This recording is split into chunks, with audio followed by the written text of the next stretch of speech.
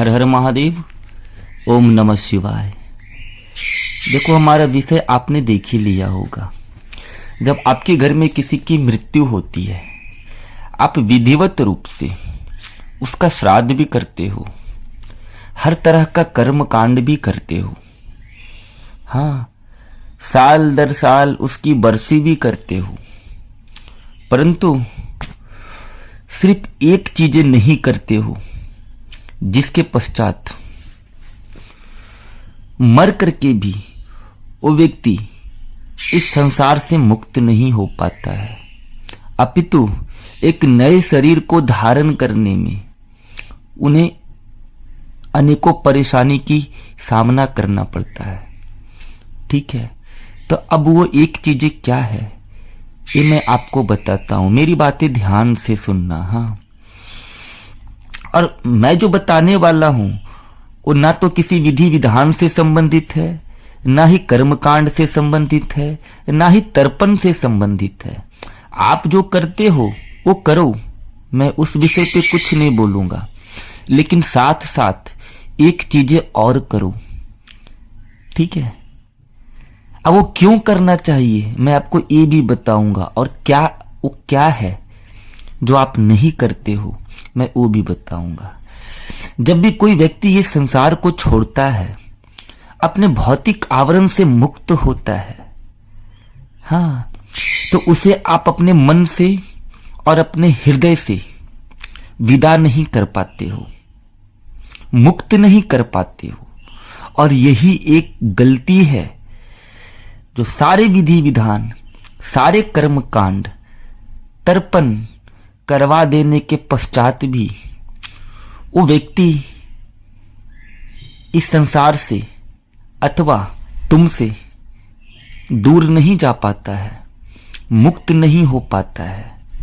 हाँ, समझ गए ना, वो क्या है?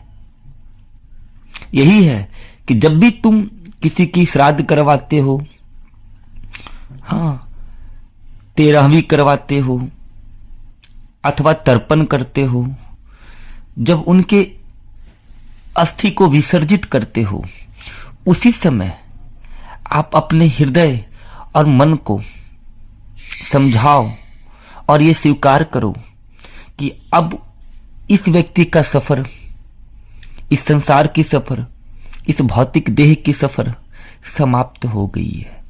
तो उन्हें अपने हृदय और मन से, चित्त से मुक्त कर दो। जब तक आप ये चीजें नहीं करोगे, तब तक न चाहते हुए भी वो इस संसार से और तुमसे जुड़े रहेंगे। ठीक है, अब ऐसा होता क्यों है ये जान लो। इस ब्रह्मांड की कोई भी शक्ति क्यों नहीं हो, अगर उसके प्रति हमारे हृदय में कोई भाव स्पंदित होती है, अगर उससे संबंधित किसी विचार अथवा चिंतन को हम करते हैं, तो ये उसे खींच करके हमारे आसपास ले आती है। हाँ, ये भाव तो भगवान को भी खींच करके इस धरा पे ले आने की कार्य करती है। वो तो तुम्हारे पितृ हैं भाई, एक साधारण जीव आत्मा है।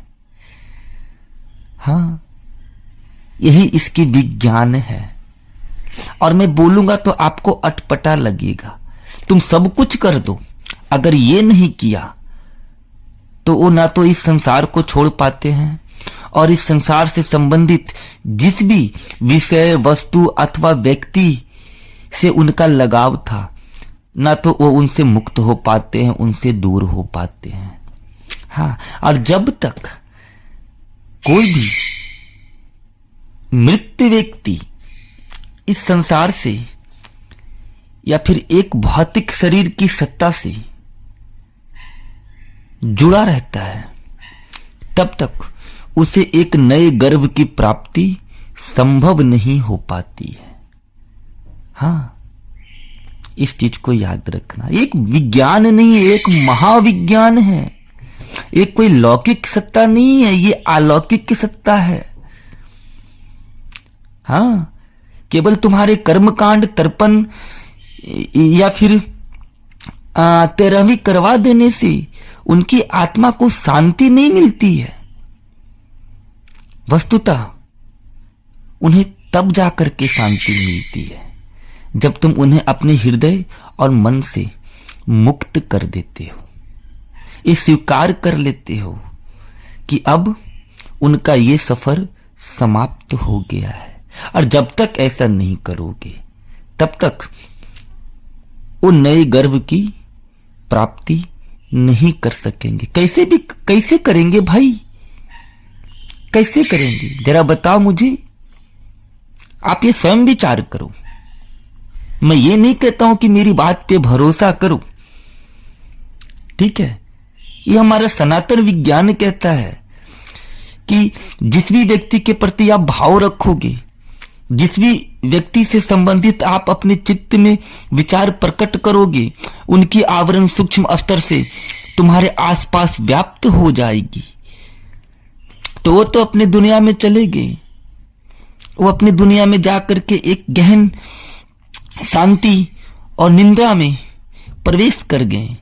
परंतु तुम बार बार ये गलती करके उनकी निंद्रा को तोड़ने की काम करते हो, उनकी शांति भंग करने की काम करते हो। और ये जो श्राद्ध क्रिया होती है, इसकी मुख्य कार्य पता है क्या है? ये जो तर्पण होती है उसकी मुख्य कार्य पता है क्या है? कि ये 13 दिन तक तुम्हें उससे जोड़ करके इसलिए रखते हैं क्योंकि ये 13 दिन में तुम अपने मन और हृदय से ये स्वीकार करो कि अब उनकी यात्रा लौकिक से अलौकिक हो गई है। अब उनका संबंध हमसे या फिर ये संसार से, इस शरीर से छिन्न हो चुकी है, निष्क्रिय हो चुकी है, नष्ट हो चुकी है। परंतु तुम बार बार वो एक गलती करते हो, और जब तक तुम ये गलती करते रहोगे तब तक कितना भी पिंडदान कर लो, कितना भी तर्पण कर लो, कितने भी अच्छे से कर्मकांड करवा लो, श्राद्ध करवा लो, दान पुण्य करवा लो, उस तरीके से, उस प्रकार से उनको शांति नहीं मिलेगी जिस प्रकार से उनको शांति मिलनी चाहिए। आपको कैसा लगेगा जब आप बार बार गहरी निंद्रा में सो रहे हो और आपको आकर के कोई उठा दे? कैसा महसूस होगा? सेम यही प्रक्रिया वहां भी घटित होती है। तुम्हारी भाव उन्हें बार बार खींच करके ले आती है, तुम्हारी लगाव उन्हें बार बार खींच करके ले आती है। तो ये चीजें मत करो मेरे भाई, बहुत तकलीफ होती है उनको, और वो खुद नहीं चाहते हैं कि तुम्हारे द्वारा ऐसा कुछ हो, खुद नहीं चाहते हैं। लेकिन तुम हो कि अपने भावना से वशीभूत हो, अपने लगाव से वशीभूत हो। उनके जाने के बाद तुम्हारी उस लगाव को भी विदा कर दो, उस भाव को भी विदा कर दो, ठीक है। इससे ज्यादा और कुछ नहीं बोलेगा।